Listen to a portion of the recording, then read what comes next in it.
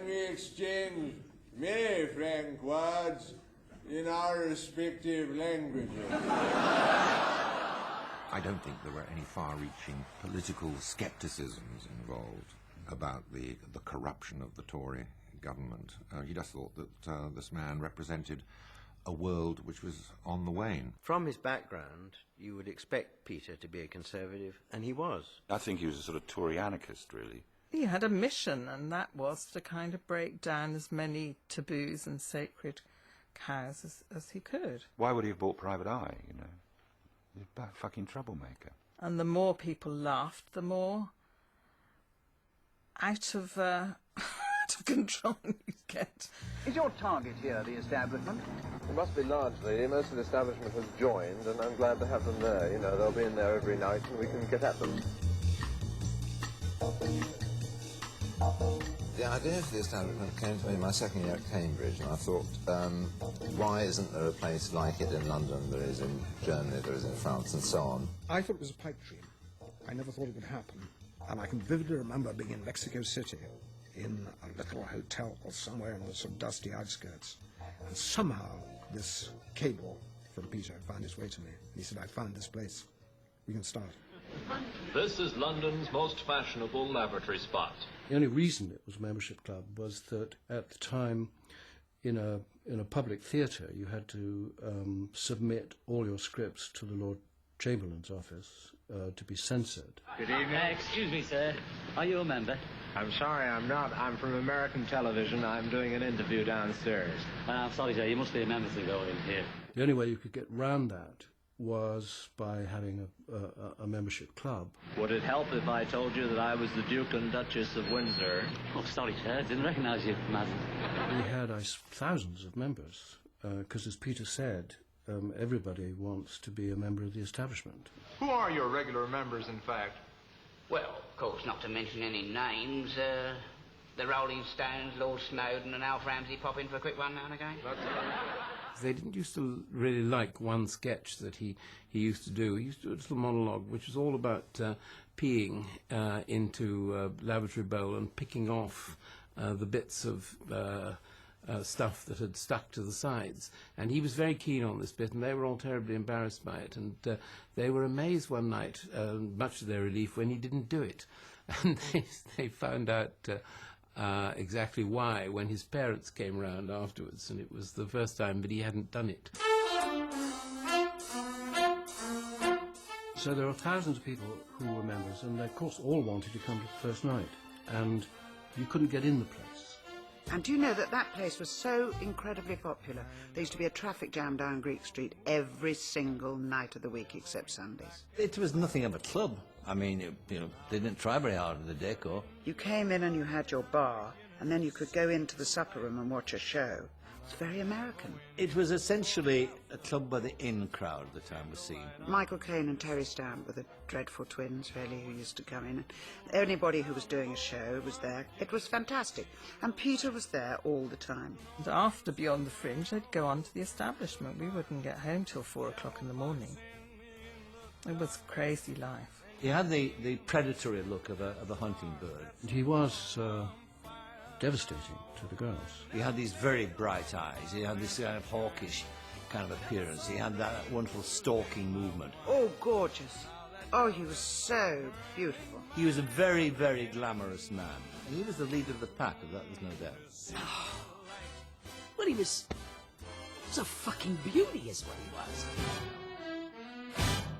In the summer of '62, Peter Cook really was Mr. Satire because he bought Private Eye, and of course he was already running the establishment club. In fact, for a while we were in the same building. Private Eye was being written in the waiter's changing room upstairs. Peter Cook could be either downstairs on stage making jokes in front of an audience, or he could be coming upstairs and taking part in writing Private Eye. Peter was always very proud of owning the Eye. I think it was a continuing thread of his life, which whatever else he was doing, he could always say, well, the reason the Eye's still going is because I put some money in the early days. A lot of people think that the magazine is thoroughly scurrilous and ought to be killed. Well, it's very, very unpopular with all sorts of people, and I think that's a very good reason for keeping it going. Peter had a number of rather sleazy friends. They used to call me Victor Disgusting Lowndes. Victor Lowndes was one of them. Victor Disgusting Lowndes, as he was referred to by the magazine. It was amazing that we were such good friends, and they would actually make allegations that I was doing things that he, for one, would know that I wouldn't even dream of doing, and it was very nasty. I felt slightly betrayed by him when they went on knocking me for year after year. I thought, well, perhaps one's friends, particularly if you run the journal, would ask people to lay off. His response was, I have nothing to do with the editorial. Leave me out of this. It was just wouldn't have been in his nature to say, oh, I don't think you should lay off X or Y. As for the long series we did about his late collaborator, the great Dr. Jonathan Miller, Peter was vastly entertained by that. He might have been slightly embarrassed by it, but he certainly never tried to get us to stop it. I think it was Jonathan Miller who said, England swings like a pendulum do. A real highlight in those first years in London was going round to Peter and Wendy's in Battersea on Sunday nights, when we would have delicious supper. 10 or 15 people ran to a long wooden table. And people would just come round, you know. They knew it was going to be a sort of cabaret. It was always full of people whose names you recognised. I come in, I get into bed, you see, feeling quite sleepy. Wendy was fantastic, his first wife. She was a great party giver, great dinner giver. I could feel the lids of my eyes beginning to droop, you see, a bit of the droop in the eyes. I was just about to drop off when suddenly, tap, tap, tap at the bloody window pane. Paul McCartney was there a lot. John Lennon was desperate to meet Peter. I looked out, you know it was bloody Greta Garbo. He became in a bit like a social butterfly, I think. Bloody Greta Garbo. He was so much the centre of attention that he could never spend a huge amount of time with any single person. Stark naked, save for a shorty nightie. She was hanging onto the windowsill.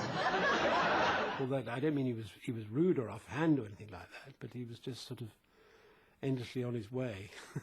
There was this need to have an audience and to enchant people, I think. And I can see her knuckles all white. She's saying, Peter, Peter, once knowing in this, you know how these bloody Swedes go on. He was an enthusiast for the club, enthusiast for the show, and then, of course, he took it to New York.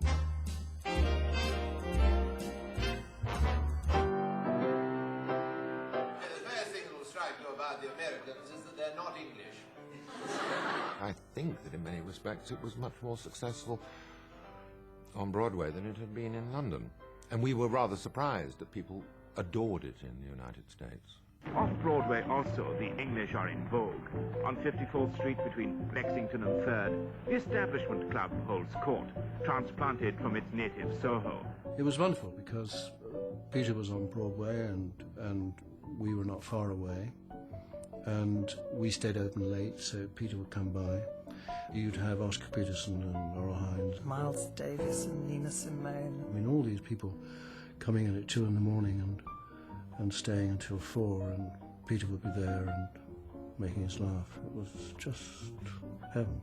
It was just such a kind of rapid introduction to all the people you might have ever dreamt you wanted to meet. President Kennedy and Mrs. Kennedy came to see the show. I mean, how did they react to references to themselves in it?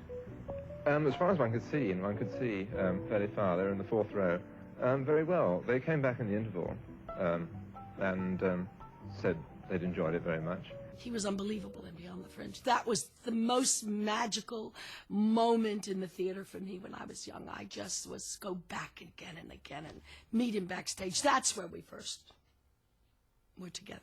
I don't know, but I certainly get the impression that this young English dolly is going places. He went, whoa. And he said, I think you could make me very happy. I said, hello. I'll take that job. When does it start? I don't even care about the pay.